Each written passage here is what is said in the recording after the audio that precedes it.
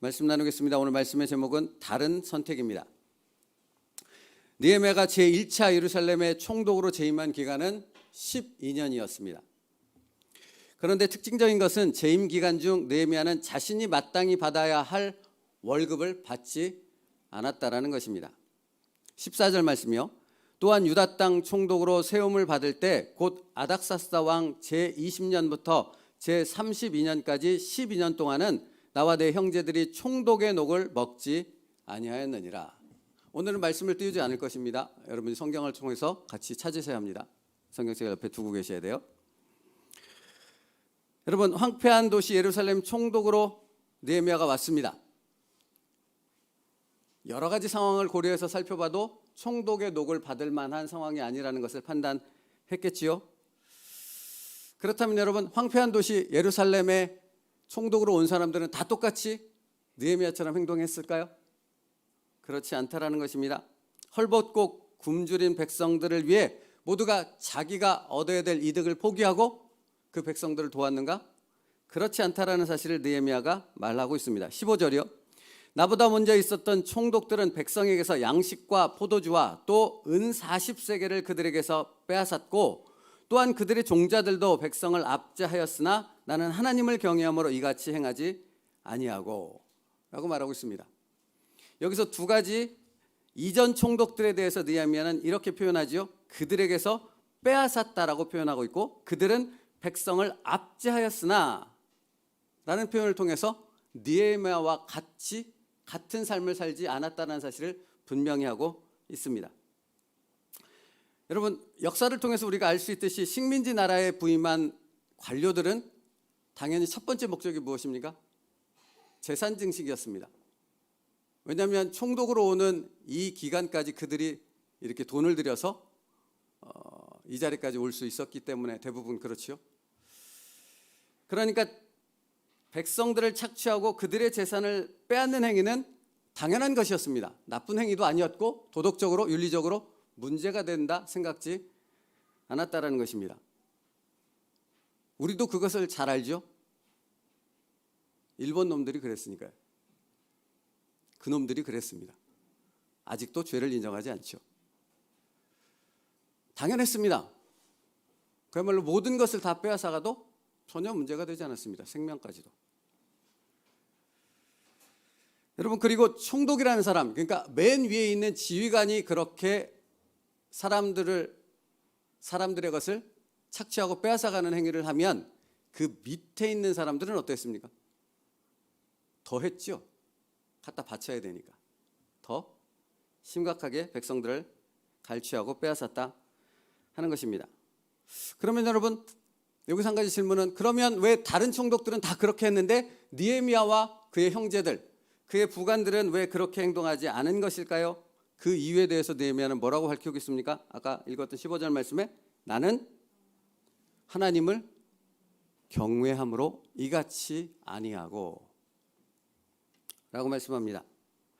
느헤미야가 다른 총독들과 다르게 행동한 이유는 그가 하나님을 경외하기 때문이라 라고 고백합니다. 성도 여러분, 교회는 왜 세상과 다릅니까? 교회가 세상과 다른 것은 무엇입니까? 동일한 시공간을 살고 있는데 왜 그리스도인들은 진정한 그리스도인이라 해야 되겠죠? 진정한 그리스도인은 다른 세상 사람들과 다릅니까? 다른 삶을 왜 살아갈 수 있는 것입니까? 하나님을 경외하기 때문입니다. 하나님을 경외하기 때문에 다른 것입니다. 교회 공동체를 이루는 진정한 그리스도인들은 하나님을 경외하는 사람들이기 때문입니다. 그러므로 하나님을 경외한다는 것이 무엇입니까? 첫째, 하나님이 여기 계시다는 것을 믿는 것입니다. 그걸 인정하는 것입니다. 여러분이 교회에 있든 가정에 있든 직장에 있든 거기에 하나님은 살아 계십니다. 그래서 다른 겁니다. 왜 교회에 문제가 생깁니까? 하나님이 안 살아 계시니까요. 하나님을 경외하지 않으니까요. 거기 하나님이 계시지 않다고 생각하기 때문에 그런 것입니다. 느헤미야와 형제들이 자신이 갖고 있는 막강한 권력과 힘을 가지고 있음에도 불구하고 백성들을 탈취하지 않았던 것은 그곳에 하나님이 계시다 믿었기 때문입니다.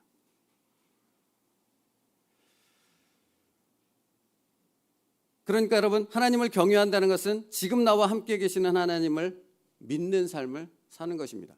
입으로만 하나님을 경외한다 하는 것이 아니고. 역대하 7장 16절이요. 이는 내가 이미 이 성전을 택하고 거룩하게 하여 내 이름을 여기에 영원히 있게 하였음이라. 내 눈과 내 마음이 항상 여기에 있으리라. 이것이 무슨 말씀이냐면 성전을 완공하고 하나님께 봉헌하여 올릴 때 솔로몬과 그의 백성들을 향해 하나님께서 하신 말씀입니다. 뭐라고 하셨냐면 내 눈과 내 마음이 항상 여기에 있으리라. 얘들아, 성전을 지었다고 해서 그래서 여기가 거룩한 곳이 아니라 내가 내 백성과 함께 있기 때문에 여기가 거룩한 곳이란다. 그래서 이어서 이렇게 말씀하십니다. 하나님은 그의 백성을 향해 내가 만일 내 앞에서 행하기를 내 아버지 다윗이 행한 것 같이 하여 내가 내게 명령한 모든 것을 행하여 내 율법과 법규를 지키면 이라고 말합니다. 솔로몬을 향해 이렇게 말합니다. 사랑하는 아들 솔로몬아, 내가 만일 내 앞에 행하기를 내 아버지처럼 내가 너와 언제나 함께 있다는 사실을 믿는다면 너의 삶은 아버지와 같은 그런 하나님을 경외하는 축복의 삶이 될 것이다 라고 말씀하는 것입니다. 사랑하는 성도 여러분, 우리는 성도로서 2023년 한 해를 살아갈 것입니다. 그렇지요? 그것이 의미하는 바가 무엇입니까? 양복을 입고 넥타이를 매고 성경책을 들고 주일마다 교회에 온다라는 것을 의미하지 않습니다. 여러분의 삶의 모든 시간들 속에서, 공간들 속에서 하나님이 나와 함께 계시다는 사실을 인정하며 그 하나님 앞에 살아가는 순종의 삶을 사는 것입니다. 그게 성도의 삶입니다. 그게 하나님을 경외하는 자의 삶이라 하는 것입니다. 그런 삶을 살았던 사람이 바로 다윗이라 하는 거죠. 성경을 한번 찾겠습니다. 그 다윗이 어떤 삶을 살았는가, 어떻게 고백하고 있는가. 사무엘하 22장입니다.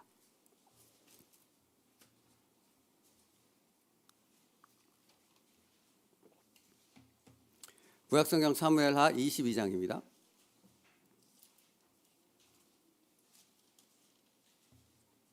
21절부터 23절까지입니다.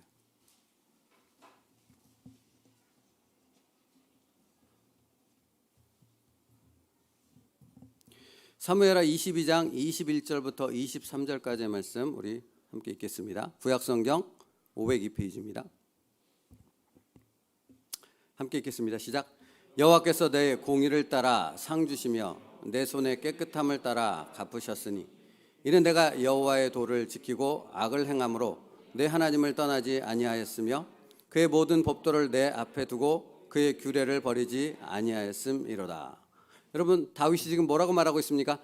내 하나님을 떠나지 아니하였으며 라고 고백하고 있고요. 그의 모든 법도를 내 앞에 두고 라고 말하고 있습니다. 다윗은 언제나 하나님 앞에서 살았던 사람입니다. 그래서 항상 하나님과 함께 삶을 살았고, 그러므로 다윗의 삶은 하나님이 기뻐하시는 자의 삶이 될 수 있었던 것입니다. 올 한 해 여러분의 삶이 하나님이 기뻐하는 자의 삶이 되길 축복합니다. 근데 옛날에는 이렇게 얘기했습니다. 예배에 그러니까 잘 참석해야죠. 예배에 52주 절대 빠지지 마십시오. 틀린 얘기? 아니지요. 더 중요한 게 있지요. 그러나 당신이 하나님과 동행하는 삶을 살아야 합니다. 언제나 어디서나. 다윗은 그렇게 하나님을 경외하는 삶을 살았습니다. 그런 다윗이기에 이렇게 찬양할 수 있었다는 거 아십니까? 22장 앞부분이요. 사무엘하 22장 2절로부터 4절이요. 하나님을 경외하는 삶을 사는 사람만이 이렇게 찬양할 수 있습니다. 22장 2절로부터 4절이요. 우리도 함께 그렇게 찬양할까요? 시작. 이르되 여호와는 나의 반석이시요 나의 요새시요 나를 위하여 나를 건지시는 자시요 내가 피할 나의 반석의 하나님이시요 나의 방패시요 나의 구원의 뿌리시요 나의 높은 방대시요 그에게 피할 나의 피난처시요 나의 구원자시라. 나를 폭력에서 구원하셨도다.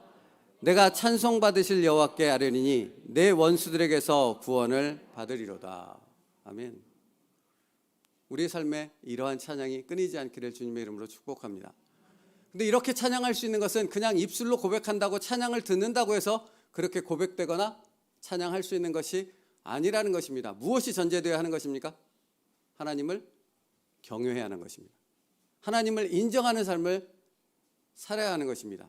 그때 여호와는 언제나 나의 피난처가 될 수 있는 것입니다.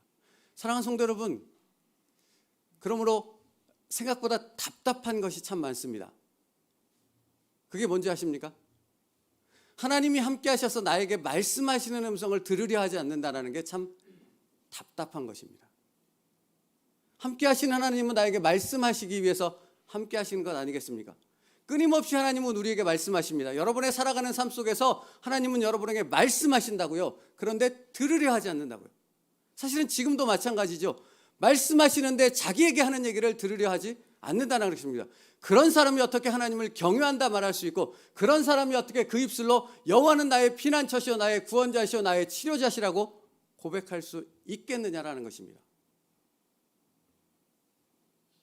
하나님을 경외한다는 것은 지금 내게 말씀하시는 그 하나님의 음성을 들을 수 있어야 한다는 것입니다. 그래서 여러분, 다윗은 그렇게 하나님을 경외함으로 늘 하나님을 인정하는 삶을 살았습니다. 그런 다윗이었기에 언제나 하나님 앞에 이런 고백을 드렸던 것이죠. 내가 사망의 음침한 골짜기로 다닐지라도 해를 두려워하지 않을 것은 주께서 나와 함께 하심이라. 주의 지팡이와 막대기가 나를 안위하시나이다. 주의 지팡이와 막대기가 나를 안위하시나이다. 우리의 고백되길 원합니다. 이것이 우리의 고백되어야 하지 않겠습니까? 2023년 한 해가 소망이 있는 것은 하나님이 함께 하시기 때문인 줄로 믿습니다. 하나님이 나를 인도하시기 때문인 줄로 믿습니다. 그러면 그 인도하시는 하나님과 동행하기 위해 나는 하나님을 경외할 수 있어야 됩니다. 언제나 함께 하시는, 나와 함께 하시는 그 하나님을 인정할 수 있어야 한다는 것이죠. 여러분, 다윗이 이런 하나님을 인정하는, 하나님을 경외하는 삶을 살았다면 첫 번째 왕이었던 사울왕은 그런 삶을 살지 않았던 것이죠. 사울왕이 하나님을 찾았습니까? 안 찾았습니까, 여러분? 사울왕이 엄청나게 하나님을 찾았습니다. 정신병 걸려서 하나님 찾았고요.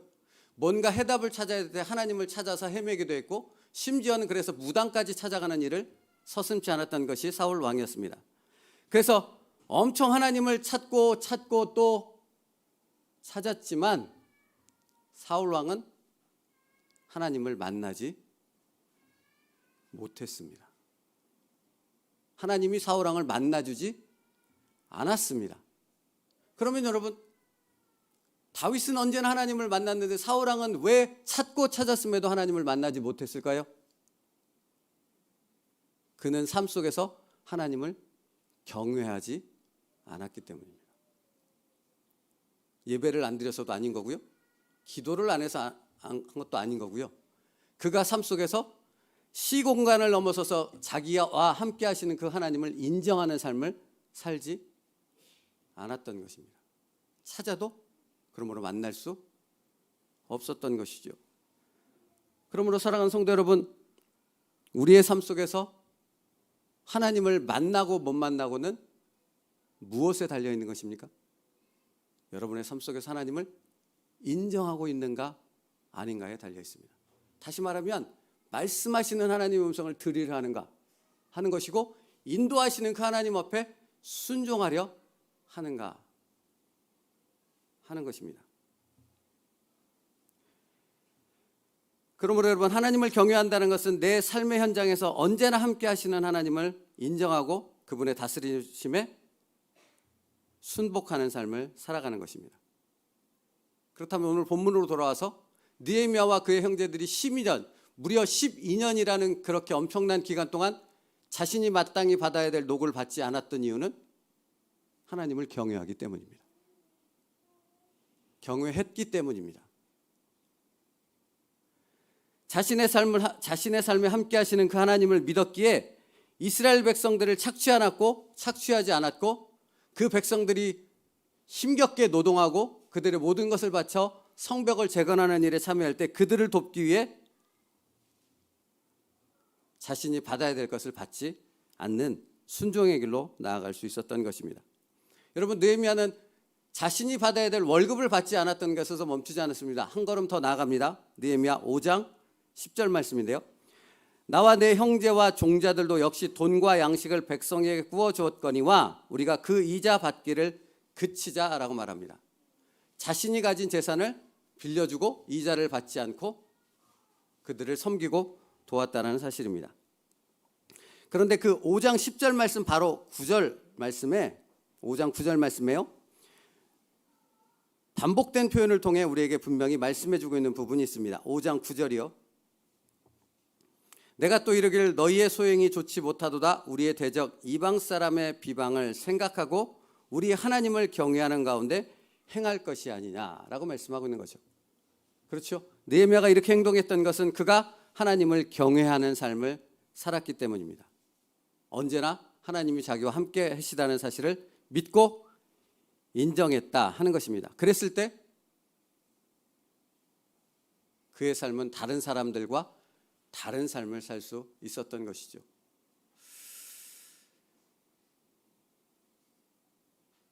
여러분의 삶은 어떠십니까? 예배당에서의 모습과 가정에서의 모습이 같습니까? 제가 가장 부담스럽게 여기는 부분이 그 부분입니다. 예배당에서 설교하고 있는 내 모습과 가정에서 얘기하고 있는 내 모습은 같을까? 여러분은 어떠십니까? 예배당에서 모습과 직장에서 모습이 같습니까? 하나님을 인정한다는 것은 쉽지 않습니다. 그러나 하나님을 인정할 때 우리는 다른 사람들과는 다른 하나님 안에서의 특별한 삶을 살아가게 되어질 줄로 믿습니다. 하나님을 경외한다는 것은 첫째, 여기 하나님이 함께 계심을 믿고 그분을 인정한다는 것입니다. 그러면 두 번째로 하나님을 경외한다는 것은 무엇이겠습니까? 믿음으로 선택한다는 것입니다. 여러분, 우리가 살아가는데 삶의 선택에 있어서 가장 우선적으로 생각하는 것은 계산이지 않습니까? 이것이 내게 유익이 될 것인가? 아니면 유익이 안 될 것인가? 내가 더 많은 것을 얻을 것인가? 아니면 손해볼 것인가? 하는 부분을 계산하여져서 내게 유익한 것을 선택하지 않습니까? 그렇죠? 그러면 여러분 질문하고 싶습니다. 12년 동안 자신의 월급을 받지 않으면 유익입니까? 손해입니까? 손해이죠. 느헤미야가 이것을 몰랐겠습니까? 어찌 몰랐겠습니까? 무려 12년인데.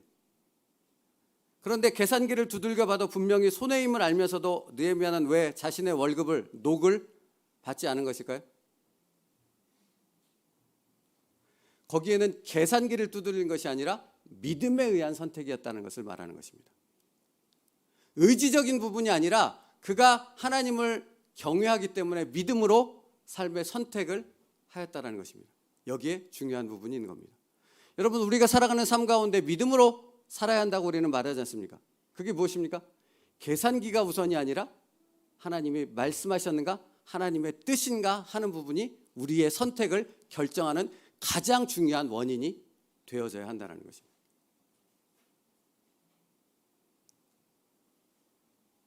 그게 하나님을 기쁘시게 하는 사람의 모습입니다.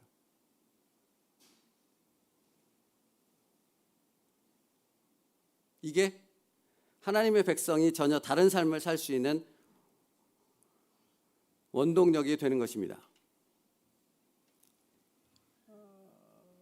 여러분,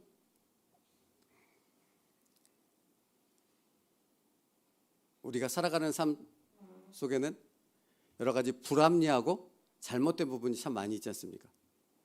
어려운 일도 많이 있지 않습니까? 그래서 우리가 신앙생활을 함에 있어서 신앙인답게 살아가는 것을 방해하고 어렵게 하는 부분이 많이 있지요.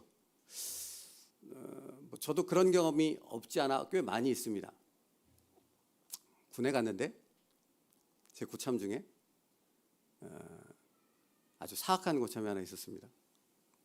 어떻게 사악한 짓을 했냐면, 제가 이제 교회 다니고 제가 군종병이며 두 가지 보직을 가지고 생활을 했는데, 어쨌든 군종병이고 교회 다니는다는 사실을 알고 매 전봇 때마다 제 앞에 이렇게 딱 옵니다. 담배를 하나 꼬라 불어요. 그리고 제 앞에서 이렇게 훅 불어요. 이렇게 일부러. 담배 얼마나 맛있는 줄 알아? 이러면서요. 그리고 또 한 번은, 그러니까 한 번이 아니죠. 하여튼 또 어떤 경우에 하냐면, 이제 저희가 대성산이라고 해서 한 765고지라고 그러는데 꽤 높은 산이 있었어요. 거기를 항상 올라가요, 훈련하려면.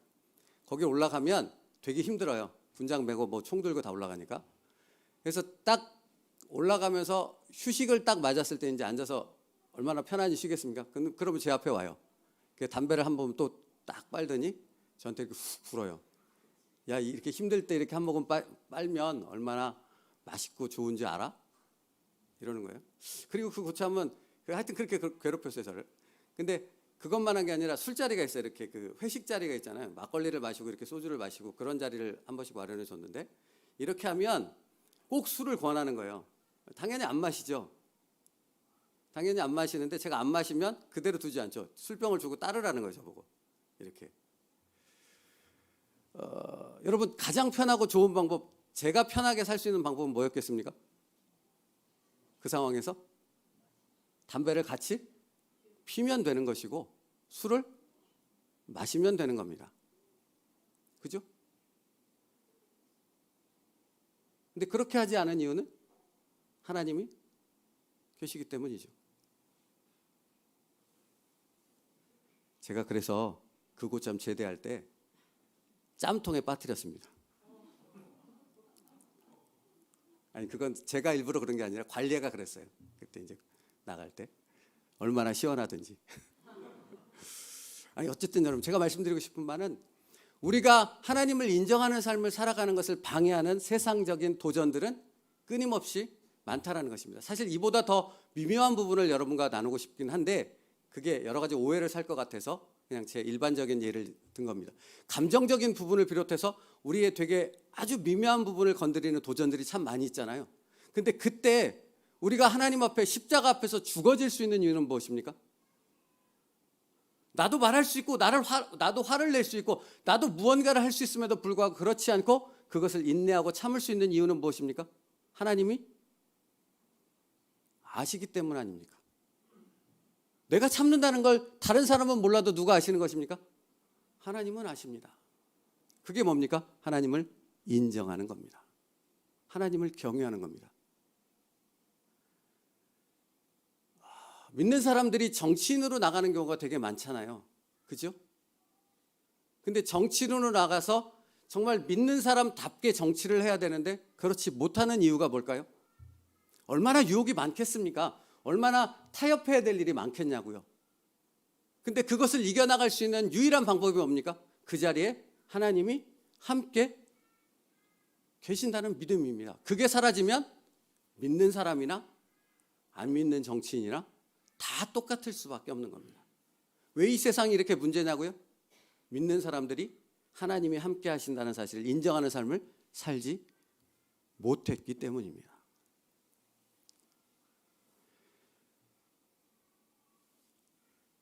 여러분, 하나님은 언제나 나와 함께 계십니다.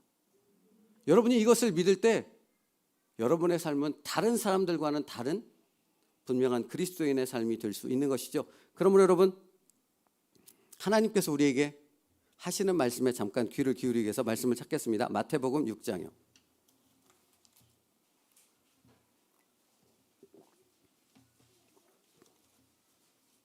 마태복음 6장 2절로부터 4절이요.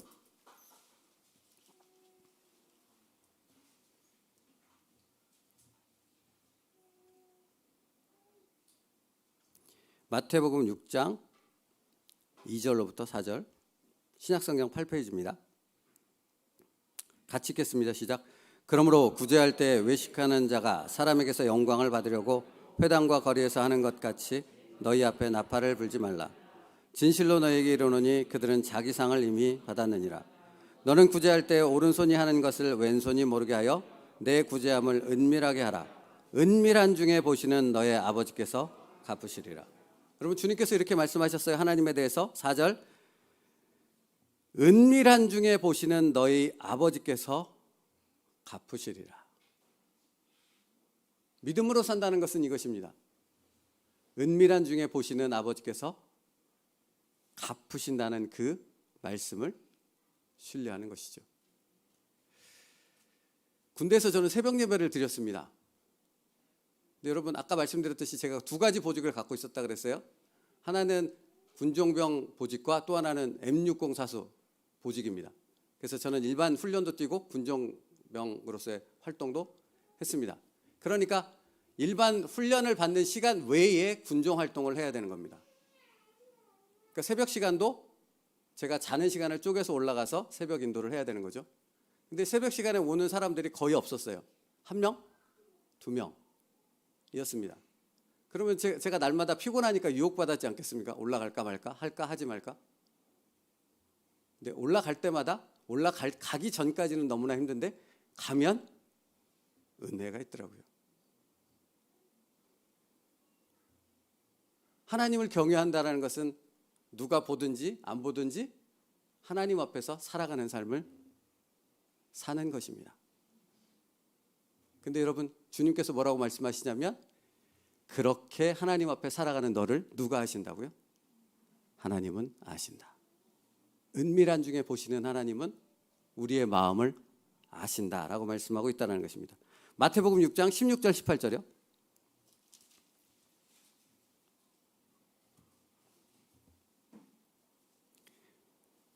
한 장만 넘기시면 16절부터 18절이요. 같이 읽겠습니다. 시작.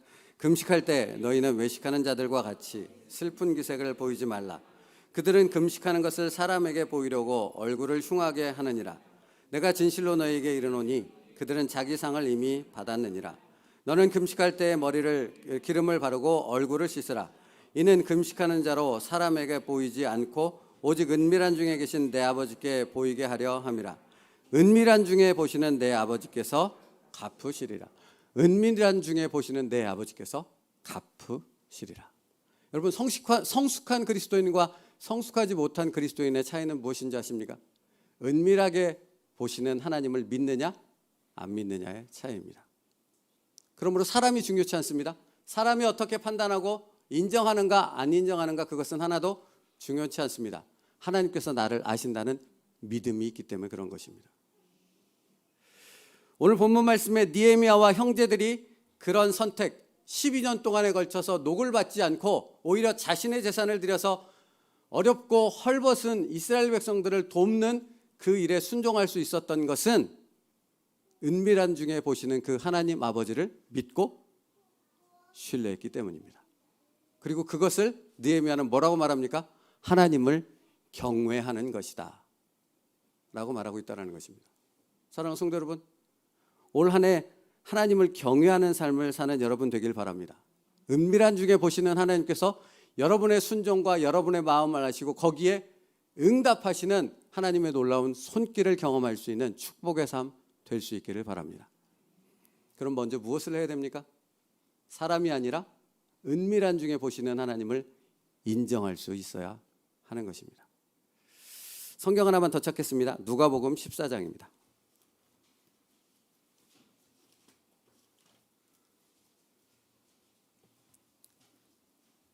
12절부터 14절입니다.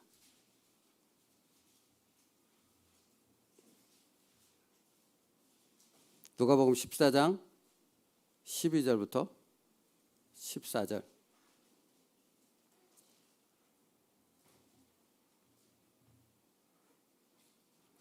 신약성경 119페이지요. 누가복음 14장 12절부터 14절 함께 읽겠습니다. 시작. 또 자기를 청한 자에게 이르시되 내가 점심이나 저녁이나 베풀거든 벗이나 형제나 친척이나 부한 이웃을 청하지 말라. 두렵건대 그 사람들이 너를 도로 청하여 내게 갚음이 될까 하노라. 잔치를 베풀거든 차라리 가난한 자들과 몸 불편한 자들과 저는 자들과 맹인들을 청하라. 그리하면 그들이 갚을 것이 없으므로 내게 복이 되리니 이는 의인들이 부활 시에 내게 갚음을 받겠음이라 하시더라. 아멘. 여기서 지금 무슨 말씀하시는지 아십니까? 누군가 어려운 사람들을 돕고 싶거든 이런 사람을 도우라 라고 얘기합니다. 그 이런 사람들이 누구입니까? 핵심이 뭐예요? 아니요. 가난한 사람을 얘기하지 않아요. 어떤 사람입니까? 내가 누군가를 도왔을 때 그 사람이 나에게 다시 갚을 수 없는 사람이에요. 그러니까 받으려고 절대 받을 수 없는 사람을 도우라는 겁니다. 대신 누가 갚으시니까? 하나님이 갚으시니까. 이건 무엇이 있어야만 이렇게 순종할 수 있습니까? 믿음이 있어야 됩니다. 믿음이 아니고서는 이렇게 할 수 없는 것이죠. 저희가 필리핀을 돕습니다. 계속해서 돕습니다. 그죠? 그렇죠. 그들이 저에게 갚을 수 있습니까? 없다니까요. 그게 도와야 될 이유 중에 하나라니까요. 그들은 전혀 우리에게 갚을 수 없습니다. 우리는 그들로부터 받을 수 있는 방법이 없습니다. 주님의 이름으로 돕고 주님의 이름으로 도울 때 그것을 인정하시고 칭찬하시는 분이 우리 주님이 되어 주신다는 사실입니다. 사랑하는 성도 여러분, 그러므로 우리의 삶 가운데 가장 중요한 것은 무엇입니까? 제가 오늘 말씀의 제목을 다른 선택이라 했습니다. 세상 사람들과는 다른 선택을 할 수 있는 성도가 되어야 하지 않겠습니까? 세상의 어떤 조직과 세상의 어떤 모임과는 다른 어떤 선택을 할 수 있는 교회 공동체가 되어야 하지 않겠습니까? 그런데 다른 선택은 그냥 되어지지 않는다고요. 오직 무엇으로 되어진다고요? 믿음으로 되어진다고요. 믿음으로. 근데 그 믿음이라는 것이 무엇입니까? 여기 나와 함께 하시는 하나님을 믿는 그 믿음이 있을 때 우리는 다른 선택으로 나아갈 수 있다고요. 느헤미야와 그의 형제들이 그런 선택을 했고 그 믿음의 선택은 하나님이 기뻐하시는 선택이 되어졌다 하는 것입니다. 이제 다시 오늘 본문으로 올게요. 오늘 본문에 보면 16절이요. 그냥 눈으로 따라와 주시면 좋겠습니다. 16절 보면 도리어 이 성벽 공사에 힘을 다하며 땅을 사지도 아니하였고 내 모든 종자들도 모여서 일을 하였으며 라고 말합니다. 돈으로 도왔을 뿐만 아니라 몸으로도 함께 일을 돕는 일을 감당했다라고 말씀하고 있고요. 18절이요. 후반부에 내가 총독의 녹을 요구하지 아니하였음은 이 백성의 부역이 중함이었더라 라고 말합니다. 받지 않았던 것은 백성들이 어려운 현실을 그는 보았고 그것을 공감했고 그들을 돕고자 하였기 때문이라 말하죠. 그리고 19절이요. 19절은 함께 읽겠습니다. 시작. 내 하나님이여 내가 이 백성을 위하여 행한 모든 일을 기억하사 내게 은혜를 베푸시옵소서. 느헤미야가 하나님 앞에 기도합니다. 하나님 나를 축복하옵소서. 하나님 나에게 갚아 주시옵소서 라고 기도합니다. 그가 이렇게 기도할 수 있었던 것은 그가 하나님을 경외하는 하나님을 인정하는 매일 하루하루의 삶을 살았기 때문에 이렇게 기도할 수 있는 것이죠. 하나님이여 내가 이 백성을 위하여 행한 모든 일을 기억하사 내게 은혜를 베푸시옵소서. 사랑하는 성도 여러분, 이 느헤미야의 기도에 하나님이 뭐라고 답하실까요? 우리 주님께서 뭐라고 응답하실까요? 저는 이런 확신이 왔습니다. 내 믿음대로 될지어다. 올 한 해 여러분에게 주님의 이런 응답이 있기를 축복합니다. 내 믿음대로 될지어다. 믿습니다가 아니에요. 하나님을 인정하는 삶을 살 때 내 믿음대로 될지어다입니다. 말씀 마치겠습니다. 예수 그리스도께서 오셨고 십자가에 달려 죽으셨습니다. 그리고 예수님께서 다시 하늘 보좌로 올라가시면서 내가 너희를 위해 한 분을 보내겠다 하셨죠. 그게 누구입니까? 성령 하나님입니다. 성령 하나님이 이 땅에 오셔서 우리 가운데 내주하시면서 함께 하시는 이유는 무엇입니까? 우리를 성전 삼아 주신 이유는 무엇입니까? 가장 중요한 것은 내가 너와 함께 한다는 사실이 아닙니까? 내가 오늘 너에게 말하겠다라는 말씀 아닙니까? 그 성령 하나님을 인정하며 그 성령 하나님과 동행하는 삶을 살아갈 때 우리는 다른 선택을 할 수 있는 진정한 그리스도인의 삶을 살아갈 줄로 믿습니다. 올 한 해가 그런 삶이 되어지길 축복합니다. 그리고 그런 삶을 삶으로 느헤미야처럼 하나님이여 내가 이 백성을 위하여 행한 모든 일을 기억하사 내게 은혜를 베푸시옵소서 라고 기도할 수 있는 저와 여러분 될 수 있기를 간절히 축복합니다. 하나님께서 내 믿음대로 될지어다 하고 응답하실 줄 믿습니다. 기도하겠습니다. 살아계신 하나님 감사합니다. 올 한 해 하나님을 경외하는 자의 삶을 살아가게 하여 주옵소서. 그것은 다른 것이 아니라 지금 내가 살고 있는 이 현장에 하나님이 함께 계신다는 사실을 인정하며 믿는 것입니다. 그러므로 그 하나님 앞에 순복하는 삶을 살아가는 것입니다. 새움누리교회 모든 성도가 그렇게 하루하루의 삶을 하나님 앞에서 살아가게 하시고 그런 삶을 보시는 하나님의 놀라운 응답과 축복을 경험하는 모든 축복된 자녀들 되게 하여 주시옵소서. 예수님의 이름으로 기도 올리옵나이다. 아멘. 우리 함께